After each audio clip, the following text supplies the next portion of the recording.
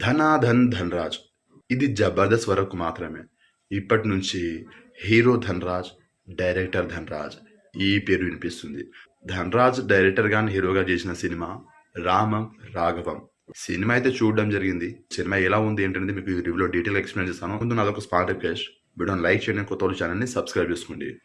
Cinema యొక్క story point ఏంటంటే, సముద్రకని గారు ఫాదర్ రోల్‌లో, ధన్‌రాజ్ కొడుకు రోల్ అయితే ఉంటారు.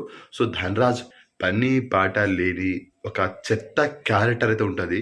కొన్ని ప్రాబ్లమ్స్‌లో అయితే ఇరుక్కుంటాడు. ఆ ప్రాబ్లమ్ ఏంటి అండ్ హీరో లాస్ట్‌కి మారాడా లేదా అండ్ ఏం జరిగింది ఏంటనేది స్టోరీ పాయింట్.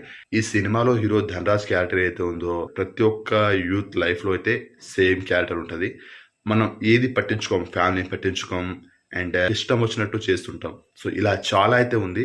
ఇలా చాలా మంది యూత్ అయితే ఇక్కడ చెడిపోతున్నారు. సో వాళ్ళకి ఈ సినిమా మంచి మెసేజ్ భయ్యా. ఫ్యామిలీతో వెళ్ళి చూడండి.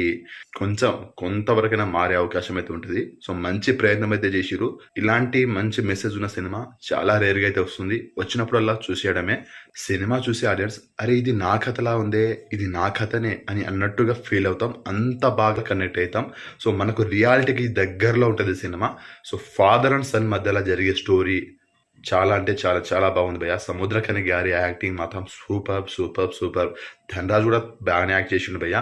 నెక్స్ట్ సినిమాలో మంచి మంచి రోల్స్ అయితే పడుతుంది అనుకుంటా. ఈ సినిమా చూశాక మొత్తం ఎమోషన్ గా అయితే ఉంది cinema. Emotional family drama. So బాగుంది భయ్యా. సినిమా అయితే నాకు నచ్చింది. ఇంకా సినిమా గురించి నేను మొత్తం స్పాయిల్ అయితే చేయలేదు. సో నచ్చింది సినిమా అంతే. నేను వెళ్ళి అలా చూశాను, నచ్చింది.